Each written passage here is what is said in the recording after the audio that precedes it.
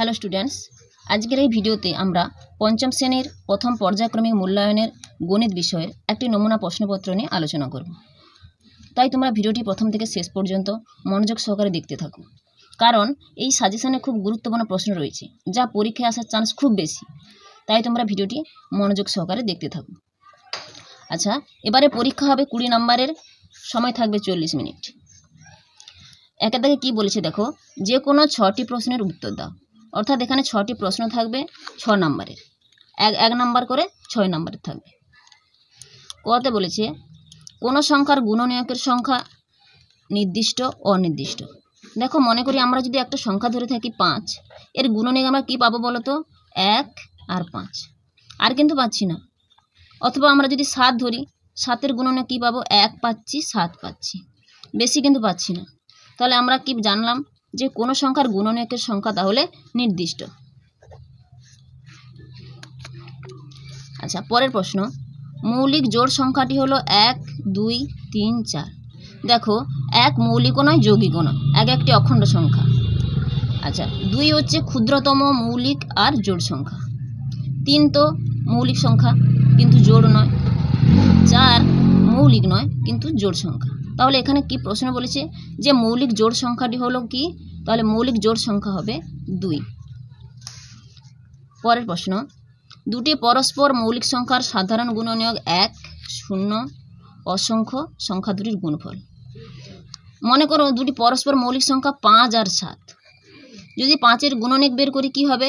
1 আর 5 হচ্ছে, 7-এর কি হচ্ছে? 1 আর 7 হচ্ছে। এতে কমন কি পাচ্ছি বলো তো? এখানে 1 কমন পাচ্ছি, এখানে 1 কমন পাচ্ছি। তাহলে 5 আর 7-এর গুণনীয়ক কত? 1। অথবা অন্য দুটো পরস্পর মৌলিক সংখ্যা নিয়ে তোমরা দেখতে পারো, দেখবে যে দুটি পরস্পর মৌলিক সংখ্যার সাধারণ গুণনীয়ক 1 হচ্ছে। এরপরে আচ্ছা, 2010-কে এখানে বিস্তার করে লিখতে হবে। প্রথমে অপশান দেখো কি আছে, 20 যুক্ত 10, তারপরে 2000 যুক্ত 10, তারপর 2 যুক্ত 0 যুক্ত 1 যুক্ত 0, তারপর 200 যুক্ত 1। আমরা প্রথমে কি করব? এটাকে বিস্তার করে নেব নিচে। 2010, তাহলে দেখো একক দশক শতক হাজার, তাহলে 2টা হাজারের ঘরে রয়েছে, তাহলে 2-এর পিঠে 3টা 0, যুক্ত শতকে তো 0 রয়েছে, লেখার দরকার নেই, যুক্ত এরপর কত রয়েছে? দশকের ঘরে 1 রয়েছে, তাহলে যুক্ত 10 হলো। আর এককের ঘরে কোনো সংখ্যা নেই, তাই লেখার দরকার নেই। তাহলে কোনটা হবে? 2000 যুক্ত 10। তাহলে এখানে অপশান কোনটা হচ্ছে? এইটা হচ্ছে। এরপরে 480 সেকেন্ডে কত মিনিট? আচ্ছা, এখানে উত্তর কিসে চাইছে? মিনিট। কত চাইছে? মিনিট। কত মিনিট উত্তর চাইছে। আর এখানে দেওয়া আছে সেকেন্ডে। তাহলে আমরা কি জানি? 1 মিনিট সমান 60 সেকেন্ড। তাহলে 60 দ্বারা 480-কে ভাগ করতে হবে। তাহলে 60 দ্বারা যদি 480-কে ভাগ করি, দেখো 6 8 48 হয়। অর্থাৎ 60-কে যদি আমরা 8 দিয়ে গুণ করি, 8 0 0, 8 6 48, 480। তাহলে 8 480 হলো। তাহলে 480 সেকেন্ডে কত মিনিট? 480 সেকেন্ডে 8 মিনিট। তাহলে এই অপশানটা হচ্ছে। এবার দেখো পরের প্রশ্ন কি আছে, কথায় লেখো বলে একটা সংখ্যা দেওয়া আছে। আচ্ছা, তোমরা প্রথমে কি করবে? এই সংখ্যাগুলোর মাথায় খাতাতে, প্রশ্ন থেকে খাতাতে তুলে নেবে সংখ্যাটা, দিয়ে মাথায় একক, দশক, শতক, হাজার, অযুত, লক্ষ বলে লিখে নেবে। তাহলে তোমাদের কথায় লিখতে সুবিধা হবে। দেখো 8 আছে লক্ষের সোজা, অর্থাৎ 8 লক্ষ। অযুত আর হাজারের সংখ্যাকে একসঙ্গে পড়া হয়, এই জন্য হবে 80,000। 2 শত আর একক দশকের সংখ্যাকে একসঙ্গে পড়া হয়, তাহলে 52। অর্থাৎ কি হচ্ছে? 8,80,252 লিখে নেব। 8,80,252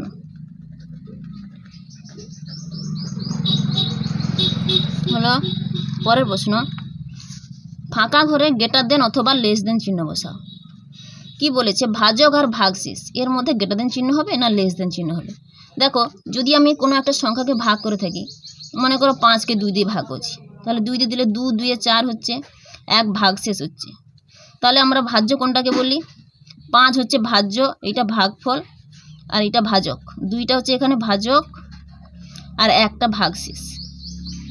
দেখো যদি ভাগশেষটা ভাজকের থেকে বড় হয় তাহলে ভাগ আবার চলতে থাকবে, কিন্তু যদি এটা ছোট হয় তাহলে ভাগশেষ আর ভাগ করা যাবে না।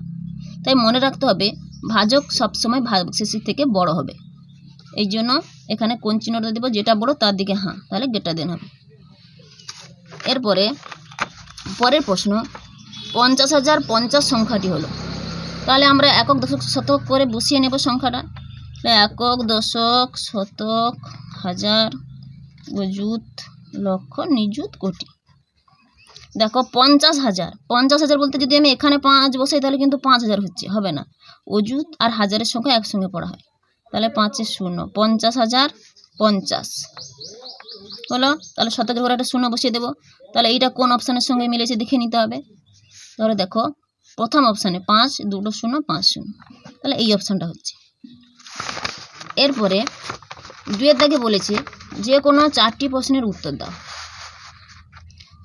আচ্ছা, এখানে 2 নম্বরের 4টি প্রশ্ন করতে হবে, 8 নম্বরের থাকবে। আচ্ছা, প্রথমে কি বলেছে দেখো, 5 অঙ্কের ক্ষুদ্রতম সংখ্যা 3 অঙ্কের বৃহত্তম সংখ্যা থেকে কত বড়। আচ্ছা, 5 অঙ্কের ক্ষুদ্রতম সংখ্যা বলতে আমরা কি লিখব। আচ্ছা, যখনই 5 অঙ্কের বলবে তখনই একের পিঠে 4টা শূন্য দেবো। 4টা শূন্য দিলে তাহলে 5 অঙ্কের হচ্ছে 1 2 3 4 5। এবার বলছে 3 অঙ্কের বৃহত্তম সংখ্যা। 3 অঙ্কের বৃহত্তম সংখ্যা বলতে আমরা জানি 3টা নয়, অর্থাৎ 999। এরপর ধার করে বিয়োগ করে ফেলবো। তাহলে এখান থেকে এক ধার করে নেব, দিলে এখানে 10 হচ্ছে, এখানে থাকছে না। এই 10 থেকে 1 নিলে এখানে 10 হবে, এখানে 9 থাকবে। আচ্ছা, এখানে 10 ছিল, 10 থেকে 1 নিলে এখানে 10 হবে, এখানে 9 থাকবে। এখানে 10 ছিল, এখানে 1 নিয়ে নেব, তাহলে এখানে 10 হবে আর এখানে 9 হবে। তাহলে দেখো 10 থেকে 9 গেলে 1, 9 থেকে 9 গেলে 0, 9 থেকে 9 গেলে 0 আর 9 করতে নেই, আর হচ্ছে না। তাহলে কত হচ্ছে 9,001 লিখতে হবে। অতএব দিয়ে লিখে দিবে, অতএব 5 অঙ্কের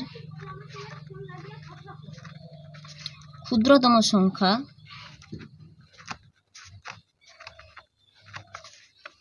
3 অঙ্কের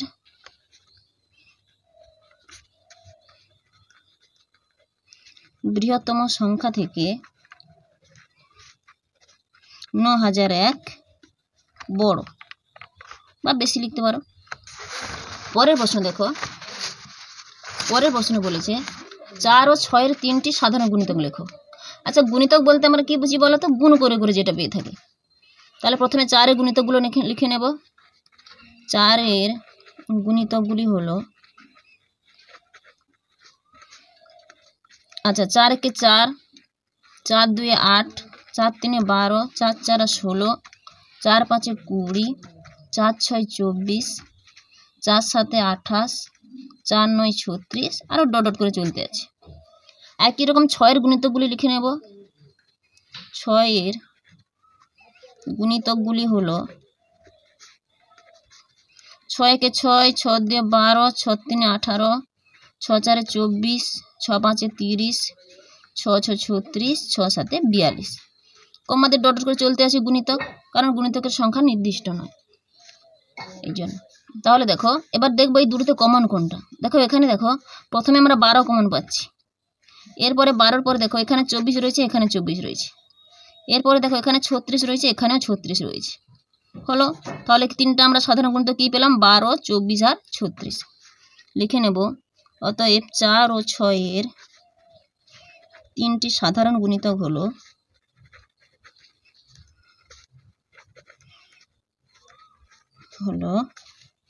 কি হলো 12, 24, 36।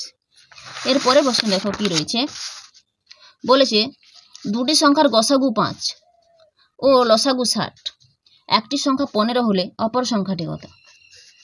আচ্ছা, কি দেওয়া আছে আগে একটু লিখে নেব। কি দেওয়া আছে, গসাগু দেওয়া আছে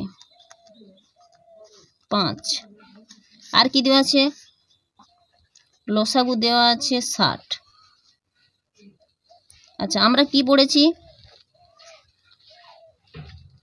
আমরা পড়েছি লসাগু গুণিতক গসাগু সমান সংখ্যা দুটির গুণফল। আরও এখানে কি দেওয়া আছে, একটি সংখ্যা দেওয়া আছে। একটি সংখ্যা কত দেওয়া আছে, একটি সংখ্যা দেওয়া আছে 15। তাহলে আমরা কি জানি, আমরা জানি লসাগু গুণিত গসাগু সমান সমান সংখ্যা দুটির গুণফল।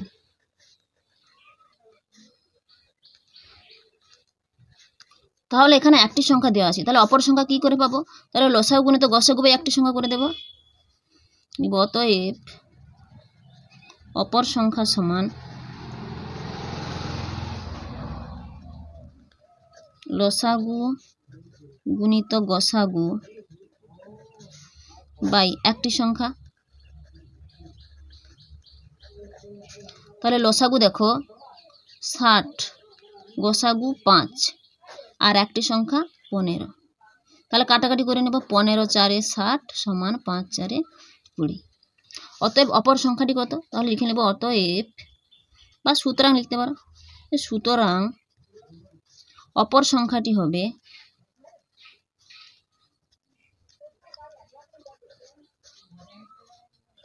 20। হলো। পরের প্রশ্ন দেখো, বলেছে একটি মোটর বাইকের দাম 35,225 টাকা হলে দুটি মোটর বাইকের দাম কত? তাহলে একটি মোটর বাইকের দাম দেওয়া আছে, তাহলে দুটো কি করতে হবে? 2 দ্বারা গুণ করে দেব। লিখে নেব একটি মোটর বাইকের দাম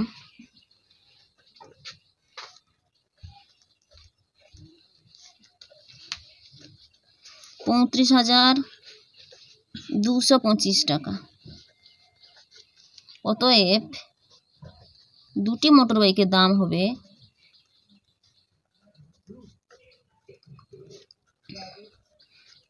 সমান 35,225 গুণিতক 2 টাকা সমান চিহ্ন দিয়ে দেবো এখানে, দিয়ে আমরা ডান দিকে গুণ করে নেব।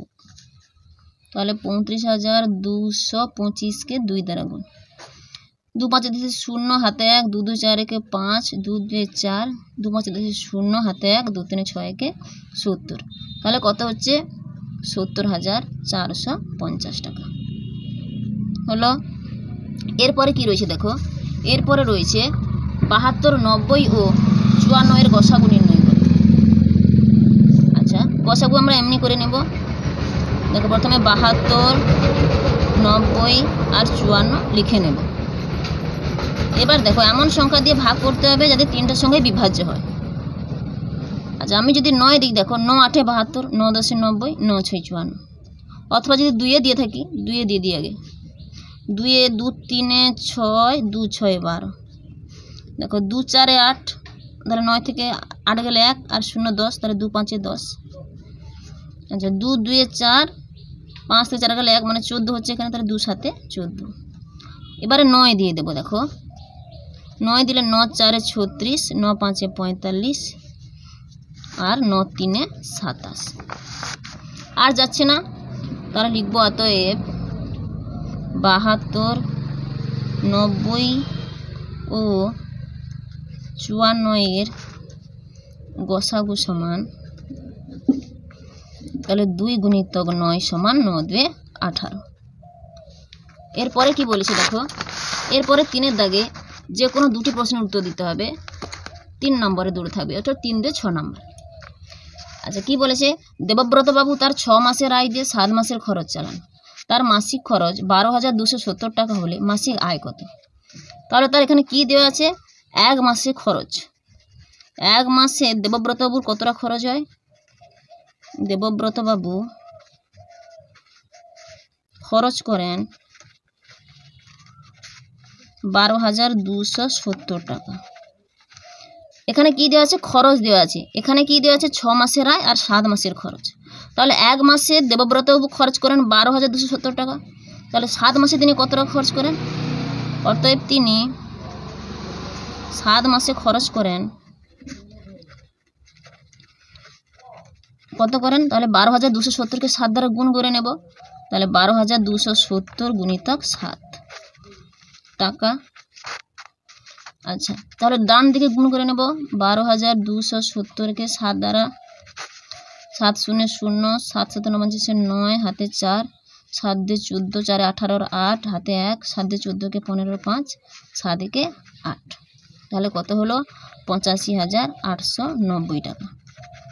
এটা 7 মাসের খরচ। তাহলে আর প্রশ্নে কি দেওয়া আছে দেখো, যে তিনি দেবব্রতবাবু তার 6 মাসের আয় দিয়ে 7 মাসের খরচ চালান, অর্থাৎ তিনি 7 মাসে যেটা খরচ করেন সেটা 6 মাসে আয় করেন। তাহলে 7 মাসের খরচ সমান 6 মাসের আয় সমান কত? 85,890 টাকা। এখানে প্রশ্নে বলেছে তার মাসিক আয় কত, অর্থাৎ এক মাসে তিনি কত টাকা আয় করেন। তাহলে লিখে নেব,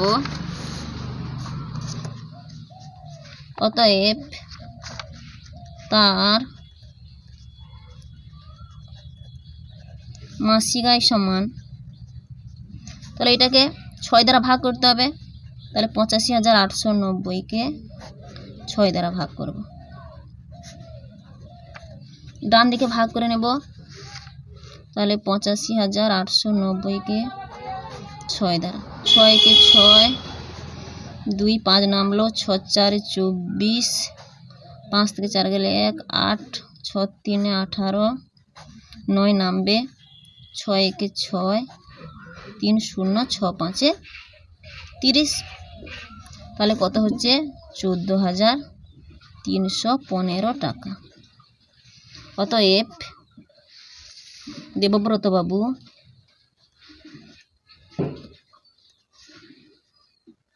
মাসে 14,315 টাকা আয় করেন।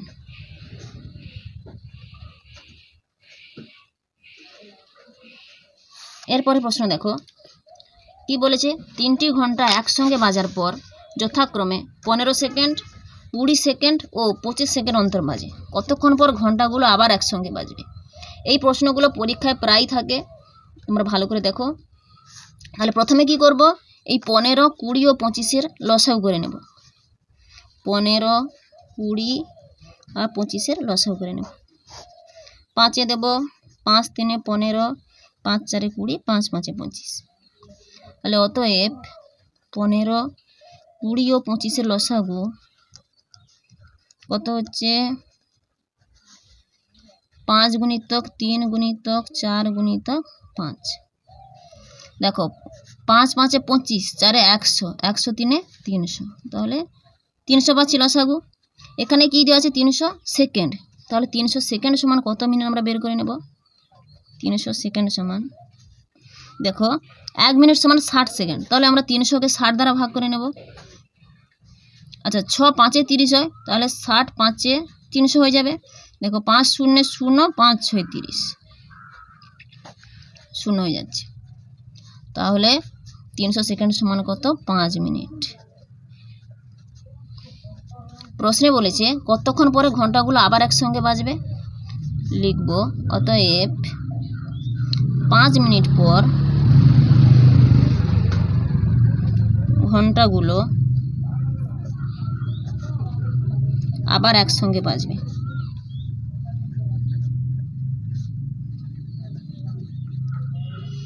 পরের প্রশ্ন বলেছে বাবা ও ছেলের বর্তমান বয়সের সমষ্টি 60 বছর, 15 বছর পর তাদের বয়সের সমষ্টি কত হবে?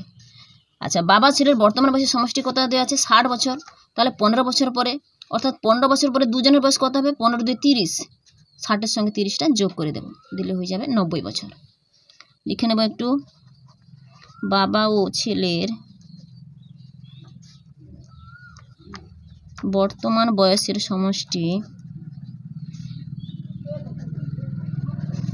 সমান 60 বছর। অতএব 15 বছর পর তাদের বয়সের সমষ্টি হবে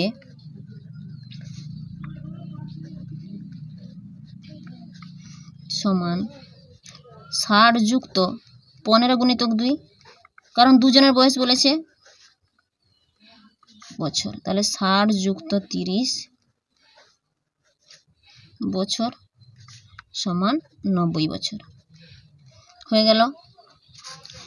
এরপরে প্রশ্ন দেখো, বলেছে 95,669 সংখ্যাটিকে কথায় লিখতে বলায় তিমির 9,569 লিখেছে, সে কত বেশি বা কম লিখেছে? আচ্ছা আগে সংখ্যাটা লিখে নেব, কত রয়েছে? 95,669, কিন্তু তিমির কত লিখেছে? 9,569। 569 দিয়ে বিয়োগ করে দেব। 9 থেকে 9 গেলে 0, 6 থেকে 6 গেলে 0, 6 থেকে 5 গেলে 1। এখান থেকে বিয়োগ যাবে না, ধার করতে হবে। ধার করলে এখানে 8 থাকবে, এখানে হবে 15।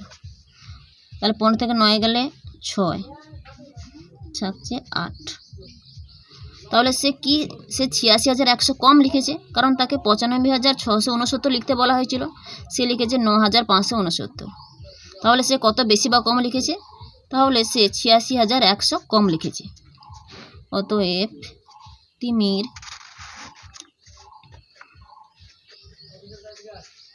86,100 কম লিখেছে। 86,100 কম লিখেছে।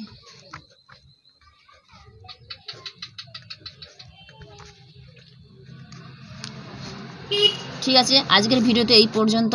পরবর্তী ভিডিওতে অন্য একটি সাজেশন নিয়ে আলোচনা করব। ধন্যবাদ।